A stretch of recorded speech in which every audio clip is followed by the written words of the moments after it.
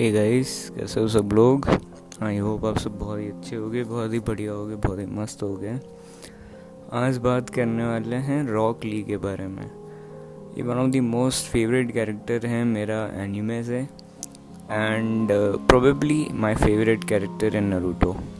तो आज रॉक ली के बारे में बात करेंगे, डिस्कस करेंगे कैसा है उसका कैरेक्टर, क्या है उसके कैरेक्टर में, क्या डेप्थ है, क्या मैसेज है उसके कैरेक्टर का, माइट गाय किस तरीके का रोल प्ले करता है उसकी ज़िंदगी में, एंड किस तरीके का उसका पॉइंट ऑफ व्यू है लाइफ के मतलब लिए।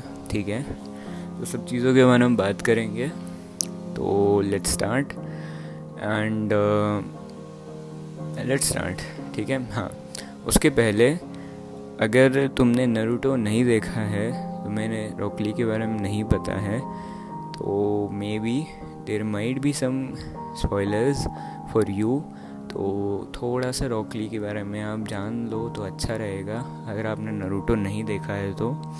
And for those who don't like anime, उन्हें पसंद नहीं है एनीमे देखना, उन्हें नारुतो से कोई मतलब नहीं है, उन्हें रॉक ली से कोई मतलब नहीं है, तो इस एपिसोड को फिर भी देखना। मे बी आपको कुछ अच्छा मैसेज मिलेगा इस एपिसोड से, तो बिल्कुल आप इसमें बने रहना और देखना। आई ट्रस्ट मी, आपका टाइम वेस्ट नहीं होने वाला है इसमें। ठीक है, तो यस, एक स्पॉइलर वार्निंग के लिए जो नारुतो अभी तक देख रहे हैं उनके लिए एक स्पॉइलर वार्निंग, बाकी लोगों के लिए ये वीडियो है, ये एपिसोड है। एंड अगर आपको स्पॉयलर्स की कोई टेंशन नहीं है, आप सिर्फ एपिसोड को एंजॉय करना चाहते हो, तो भी आप इस एपिसोड को कंटिन्यू कर सकते हो। तो शुरू करते हैं।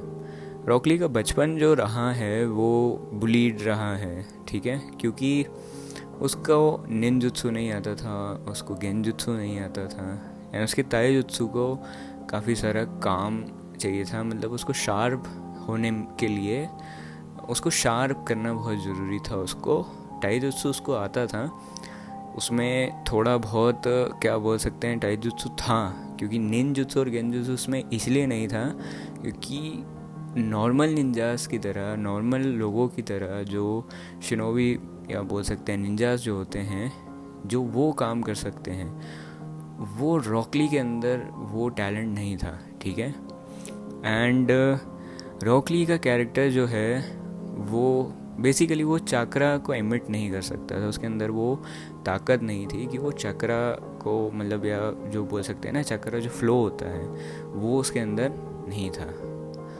तो उसको अब उसकी जो क्या बोल सकते हैं पूरी सारी डिटेल्स नहीं बताऊंगा मैं कि चक्रा क्या होता है, एंड उसको बेसिकली मतलब कैसे उसके अंदर नहीं था, फिर उसने ताइजुत्सु कैसे करा, तो ये सब मैं नहीं बताऊंगा।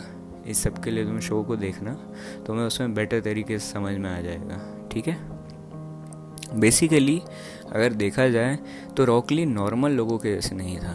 ठीक है, तो मैं कई बार देखा होगा ना कि टैलेंट रहता है, जेनेटिक्स रहते हैं, एनी पर्सन जिसको 1 से 2 घंटे पढ़ाई में भी बहुत कुछ याद हो जाता है एंड वो बहुत कुछ कर लेता है, एंड सेकंड पर्सन को 6, 7, 8 घंटे लगते हैं उसी चीज़ को करने में। तो ये जो डिफरेंस होता है, एंड किसी किसी का मैथ्स बहुत अच्छा होता है, किसी किसी का साइंस बहुत अच्छा होता है, कोई डांस करने में बहुत अच्छा होता है, कोई डांस की चीज़ों को अच्छे से ग्रैब कर लेता है, तो किसी को स्पोर्ट्स में ज़्यादा इंटरेस्ट होता है। सेम टू सेम यही रॉक ली के साथ में भी केस था। वो निंजा तो बनना चाहता था, वो एक बहुत ही अच्छा और परफेक्ट निंजा बनना चाहता था, पर उसके अंदर निंजुत्सु और गेंजुत्सु की एबिलिटीज़ ना होने के कारण वो सबके बीच में रह नहीं पा रहा था। ठीक है, उसको लोग रहने नहीं देते हैं, क्योंकि अगर तुम स्पोर्ट्स वाले लोगों के बीच में जाओगे, ठीक है, जहाँ पे लोग हर एक बंदा जो है, कोई बॉलिंग में अच्छा है, कोई फील्डिंग में अच्छा है, कोई बैटिंग में अच्छा है, एंड तुम वहाँ पे सिर्फ और सिर्फ उसके प्यार के लिए जाओगे कि क्रिकेट खेलना है तुम्हें, ठीक है, तो सारे लोग तुम्हें चिढ़ाएंगे, तुम्हारा मजाक उड़ाएंगे, तुम किसी भी चीज़ में अच्छे नहीं हो। ठीक है, हमेशा तुम्हें बोलेंगे कि यार तेरे को तो कुछ भी नहीं आता है, तो यहाँ पे क्यों आ जाता है बार बार अपनी बेइज्जती करवाने के लिए। तो निंजा क्यों बनना चाहता है? तेरे अंदर एबिलिटीज़ ही नहीं है, तेरा टाइजुत्सु इतना बेकार है, तेरा निंजुत्सु इतना ख़राब है, तेरा गेंजुत्सु में कोई सेंस नहीं है, तो तू क्यों बनना चाहता है निंजा? पर इतना सारा सुनने के बाद में भी रॉक ली ट्राई करता रहता है एंड ट्राई करता रहता है एंड ट्राई करता रहता है कि वो एक ना एक दिन बहुत अच्छा निंजा बनेगा एंड एक दिन पूरी दुनिया उसे एक्नॉलेज करेगी, उसको उसके काम को एक्नॉलेज करेगी। कितनी अमेजिंग स्टोरी लगती है ना सुनने के लिए, ठीक है? कितना बड़ा और डिफरेंट हमें लगता है रॉक ली का कैरेक्टर, कितना अच्छा लगता है। पर अगर हम उसे रियलिटी में देखें तो ये बहुत मुश्किल चीज़ है एक ऐसी चीज़ को करना। कॉन्स्टेंटली आप सालों साल मेहनत करते हैं, साल दर साल आप फेल होते हैं, आप बहुत मेहनत कर रहे हैं, वो मेहनत किसी को दिख नहीं रही है, सिर्फ आप ही वो जानते हैं कि आप किस तरीके के एफर्ट्स डाल रहे हैं। पर दुनिया को हमेशा रिजल्ट्स दिखते हैं, ठीक है? आपकी 3 साल 4 साल 5 साल 6 साल की मेहनत, आपका पेन, आपकी सफरिंग किसी को नहीं दिखती, सिर्फ रिजल्ट्स दिखते हैं। अगर रॉक ली कल को जाके एक बहुत ही अच्छा निंजा, बहुत ही पावरफुल, बहुत ही तगड़ा निंजा बन जाएगा तो सबको दिखेगा एंड सब उसको नोटिस करेंगे कि देखो उसके अंदर कोई भी एबिलिटी नहीं थी, फिर भी वो इतना ऊपर उठा है। पर सेम टू सेम लोग उसके ट्रेनिंग पीरियड में उसका मजाक उड़ाएंगे एंड वो जो मजाक होता है वो झेलना बड़ा मुश्किल होता है। हम जब ट्रेनिंग करते हैं या हम जब किसी भी चीज़ के लिए प्रिपरेशन करते हैं तो हमें काउंटलेस अटेम्प्ट्स लग सकते हैं उस चीज़ को अचीव करने के लिए। बहुत कम ऐसे केस होते हैं जहाँ पे लोग उसको 1 साल के एक बार में अटेम्प्ट करके उसको हासिल कर लेते हैं, या 2 बार में अटेम्प्ट करके उसे हासिल कर लेते हैं, या 3 बार में अटेम्प्ट करके उसको हासिल कर लेते हैं। पर किसी लोगों को सालों साल लग जाते हैं उस चीज़ को हासिल करने में एंड वो उसके लिए बहुत मेहनत करते हैं, बहुत ट्राई करते हैं, बट फिर भी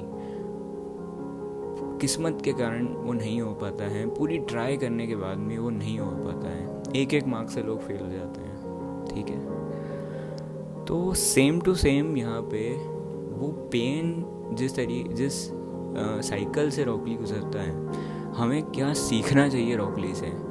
वो ये सीखना चाहिए कि जिस तकलीफ़ में रह के 100 में से 99 लोग क्विट कर जाते हैं और एक रॉक ली बन जाता है, तो उस एक चीज़ को हमें ग्रैब करना है एंड अगर उसको इतने सफरिंग के बाद में भी अपना गोल याद है, क्योंकि उस सारी सफरिंग से बड़ा होता है अपना goal, what you want to achieve is the biggest, ठीक है?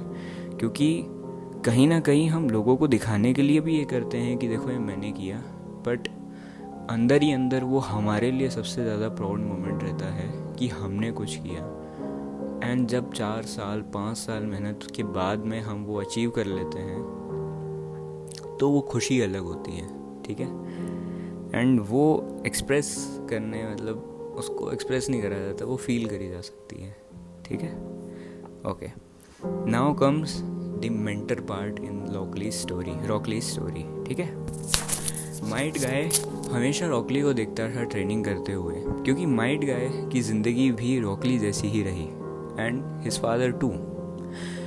माइट गाय की ज़िंदगी में बहुत सारे चैलेंजेस आए, उसने बहुत कुछ फेस करा, उसने बहुत ट्रेनिंग करी, वो बार बार फेल हो जाता था एंड सेम टू सेम वो देख रहा था रॉक ली के साथ होते हुए। तो जब वो 1000 नंबर्स ऑफ सेट्स करता था या रेप्स करता था, sets and reps are basically exercise जो हम मारते हैं, ठीक है? एक्सरसाइज लगाते हैं हम, ठीक है? जंप रोप कर रहे हैं, पुशअप्स कर रहे हैं, तो पुशअप्स के जो काउंट्स होते हैं उनको रेप्स बोलते हैं, ठीक है? एंड अगर हम 20 रेप्स का एक सेट करते हैं, अगर हम एक बार में 20 पुशअप्स मार सकते हैं तो उसको एक सेट कहा जाता है, ठीक है? 20 के 5 मतलब लगभग 100 pushups and 5 sets and 100 reps, ठीक है? तो हज़ार बार जब वो एक मूव को ट्राई कर रहा था अपनी बॉडी को स्ट्रॉन्ग करने के लिए, तो माइट गाय वहाँ पे खड़े होकर उसको देखता है एंड वो एक्नॉलेज करता है कि रॉक ली कितनी मेहनत कर रहा है अपने ड्रीम को अचीव करने के लिए। देखो, एक मेंटर आपकी ज़िंदगी में तब एंटर होता है जब आप किसी से सबसे आप उम्मीद हटा चुके हो, ठीक है। आपके दोस्त आपको बोल रहे हैं कि why you are doing this nonsense struggle, ठीक है, क्यों आप ये कर रहे हो, किसी और चीज़ को कर लो, ठीक है। या तुम ऐसा क्यों कर रहे हो, अपने आप को टॉर्चर क्यों कर रहे हो, गिव अप कर दो। क्या क्या वैल्यू है तुम्हारी इस चीज़ की ज़िंदगी में, ठीक है। पर उसी समय पे माइट गाय जैसे लोग आते हैं, जैसे उन जैसे मेंटर आते हैं एंड उसको मोटिवेट करते हैं कि अगर तुम यहाँ तक लड़ते हुए आए हो, अगर तुमने अपने ड्रीम पे इतनी मेहनत करी है, तो तुम्हें अपने आप पे बिलीव भी होना चाहिए कि तुम उसको एक दिन पूरा करोगे, ठीक है।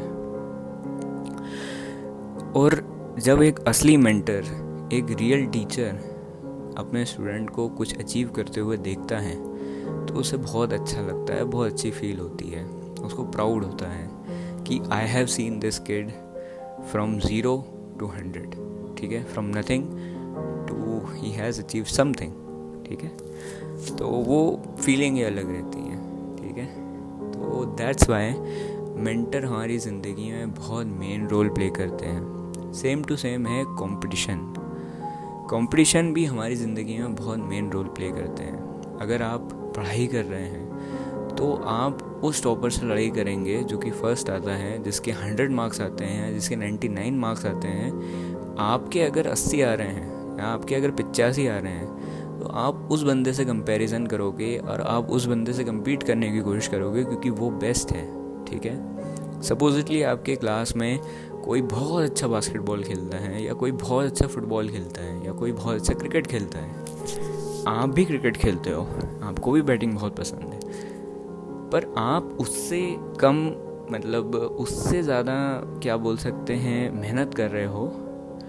And of course he is talented, he is gifted, he is very good at his work, but competition ही हमारे अंदर वो फील लाता है कि हमें और ज़्यादा मेहनत करनी है, हमें उसको बीट करना है। फ्रेंडली कंपटीशन होता है, ऑफ कोर्स लड़ने वाला नहीं कि तू मेरे से अच्छा कैसे खेल रहा है, मैं तेरे को मार दूंगा, ऐसे वाला बात नहीं है।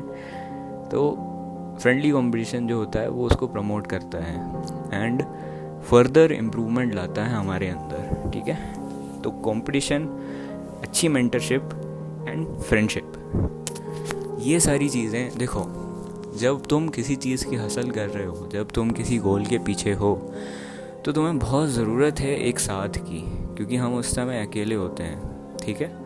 And this roads can be very lonely,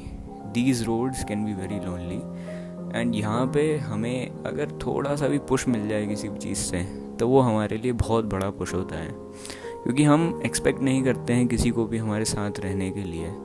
but जब वो हमें साथ मिलता है, जब हम वो एक्सपीरियंस करते हैं, तब काफ़ी अच्छा लगता है एंड हम और ज़्यादा मोटिवेट हो जाते हैं अपने गोल को अचीव करने के लिए, ठीक है।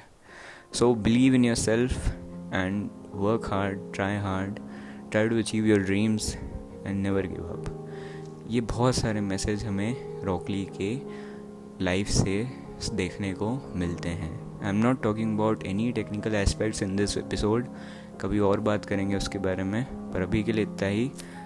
मिलते हैं अगले एपिसोड में, अगले एपिसोड में कुछ और डिस्कस करेंगे। और आज के एपिसोड के लिए बस इतना ही। Thank you for listening.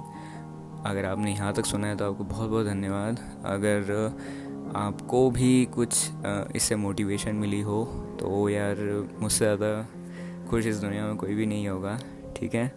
तो thank you for listening and तब तक के लिए अपना ख्याल रखना, अपने परिवार वालों का ख्याल रखना, मज़े करना। मिलते हैं अगली बार। Bye bye, take care.